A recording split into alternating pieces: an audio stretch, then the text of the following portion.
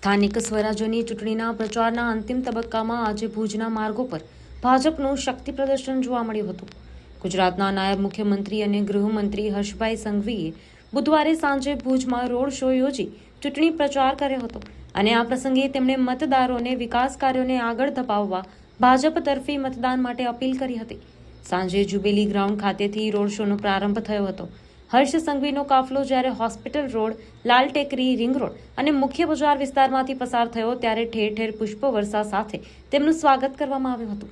આ રોડ શોમાં ભાજપના યુવા મોરચા અને મહિલા મોરચાના કાર્યકરો મોટી સંખ્યામાં બાઇક રેલી અને ઝંડાઓ સાથે જોડાયા હતા. રોડ શોનું સમાપન છઠ્ઠીબારી ખાતે થયું હતું, જ્યાં જનમેદનીને સંબોધતા હર્ષ સંઘવીએ જણાવ્યું હતું કે ગુજરાતમાં ભૂપેન્દ્રભાઈ પટેલની સરકાર વિકાસના નવા આયામો સર કરી રહી છે. કચ્છના છેવાડાના માનવી સુધી સુવિધાઓ પહોંચાડવા માટે ભાજપ કટિબદ્ધ છે. ચૂંટણી જંગમાં ઉતરેલા વિપક્ષી ઉમેદવારો પર નિશાન સાધતા તેમણે ટકોર કરી હતી કે જો કોંગ્રેસ કે અન્ય પક્ષના ઉમેદવારો વિજેતા બનશે તો તેઓ વિકાસના કામોમાં અવરોધ ઊભો કરવાનું કામ કરશે. પ્રગતિની ગતિ ચાલુ રાખવા માટે ભાજપના ઉમેદવારોને જીતાડવા અનિવાર્ય છે. પોતાના સંબોધનમાં તેમણે ભુજની જનતાને આહવાન કરતા કહ્યું કે આગામી 26 તારીખે રજા ન રાખતા લોકશાહી આ પર્વના સહભાગી થાય અને મહત્તમ મતદાન કરે. વિકાસ માટે દરેક બૂથ પર કમળ ખીલવવા તેમણે મતદારોને અપીલ કરી હતી.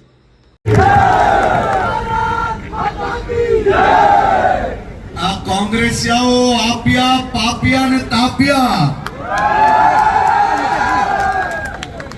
આ બધા ભેગા થઈને બીજા કોઈ બી રાજ્યની ચૂંટણી આવે એટલે ગુજરાતને ગાલો આપવાનું જાણે કે એમની ફેશન પડી ગઈ છે. પણ ગુજરાતના નાગરિકો બી આપણા હિસાબ તો બરાબર કરી જ લે ભાઈ. આ આખા ગુજરાતમાં 720 થી વધારે બેઠકો પર આ પંજો ઝાડુ બીજા આજુ બાજુ ઉપર નીચે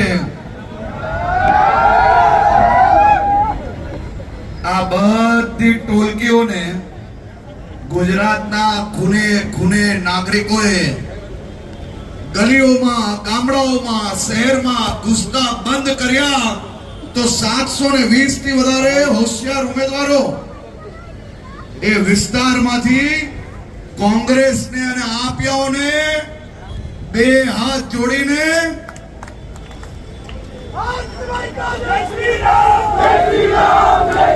અમારા કચ્છના નાગરિકોને હું માત્ર એક સવાલ પૂછવા માંગુ છું કે જ્યાર સુધી આ રાજ્યમાં કોંગ્રેસનું રાજ હતું આપણા કચ્છના ગામડાઓમાં ક્યારેય પાણી પહોંચ્યું હતું? આપણા કચ્છના ગામડાઓમાં વીજળી પહોંચી હતી? આપના કચ્છના ગામડાઓને શહેરો જોડે જોડતો રસ્તો ક્યારે આ કોંગ્રેસીઓએ બનાવ્યો હતો? જો વીજળી, પાણી, રસ્તો એ આઝાદીના વર્ષ સુધી આ રાજ્યમાં, દેશમાં સરકાર રહી, જો આ ના બનાવ્યા તો બીજું તો શું આ લોકો આપણા માટે કરી શકશે? મને કહો. આ કચ્છમાં ભારત પાકિસ્તાનની સીમાઓના ગામડાઓથી લઈને મુન્દ્રા હોય, ભુજ હોય કે ગાંધીધામ હોય, અહીંયા બેઠેલા અને હજારોની સંખ્યામાં એ જગ્યાઓ પર મોટા મોટા મહેલો, ધાર્મિક સ્થાનો, કોઈક જગ્યા પર મજારો, તો કોઈક જગ્યા પર મસ્જિદો, તો કોઈક જગ્યા પર કોઈ વેપાર, તો કોઈક જગ્યા પર મોટા મોટા મહેલો બનાવી લીધા હતા. આ બધા ઉપર ભૂપેન્દ્રભાઈ પટેલનું બુલડોઝર ફેરવીને તમારા સૌની જે હિતની રક્ષિત રાખેલી જગ્યા હતી એ આવનારા દિવસોમાં તમને અલગ અલગ યોજના થકી તમારા ઉપયોગમાં આવનારા દિવસોમાં જગ્યાઓ આવશે. એ ભુજ કે ગાંધીધામના વિસ્તારમાં કોઈ લુખ્ખાગીરી કરે તો ગુજરાત પોલીસ શું કરે છે ભાઈ? કરવું પડે કે નહીં ભાઈ? આ લુખ્ખા ટપોરીઓને આ જ ભાષામાં સમજાવવા પડે કે નહીં? આ વર્ષે નવરાત્રી કેટલા વાગ્યા સુધી રમી? જો ભૂલ ચૂકમાં એક વોર્ડમાં કે જિલ્લા પંચાયતમાં આ ભૂલથી બી એક કોંગ્રેસીઓ જીતી ગયો ને, તો એ વોર્ડમાં આખી રાત નવરાત્રી રમાડવાની મુશ્કેલ પડશે. કારણ કે એ ત્યાં આવીને મદદ કરવાની બદલે વાંધા ઉભા કરવા સિવાય કોઈ કામ નહીં કરે. ક્યાંય બી એકાદ મત બી આપણે ચૂકવાનો નથી. જો ભૂલ ચૂકમાં કોંગ્રેસીઓ આવ્યા અહીંયા, એ તમારા તહેવાર બગાડવા આવશે, રોકવા આવશે ને મારે છેક ગાંધીનગર થી અહીંયા એને ઠોકવા આવવું પડશે. એટલે આપણે બધા જ લોકો એક સાથે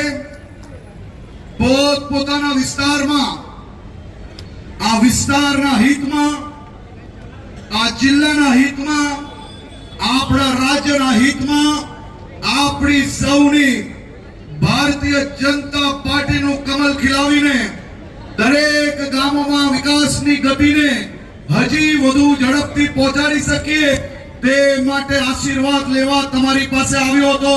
બધા તૈયાર છો? પાક્કું તૈયાર છો? તો એક સાથે હાથ ઊંચા કરીને કહો તૈયાર છો? પાક્કે પાક્કો હિસાબ કરવા તૈયાર છો? આ ગુજરાતને બદનામ કરવા વાળા એક એક લોકોને ગામમાં પેસ્તા પોકવા માટે તૈયાર છો? તો 24મી તારીખે ગામે ગામ ને પોલે પોલ કમલ કમલ કમલ. અને 28મી તારીખે કચ્છના ઇતિહાસનું સૌથી મોટું પરિણામ અને કચ્છ જિલ્લાના નાગરિકો અને ભારતીય જનતા પાર્ટી સાથે મળીને 28મી તારીખે એક નવો ઇતિહાસ લખવા માટે આગળ વધી રહ્યો છે. આપ સૌ લોકોને ખૂબ ખૂબ અભિનંદન, ખૂબ ખૂબ આભાર.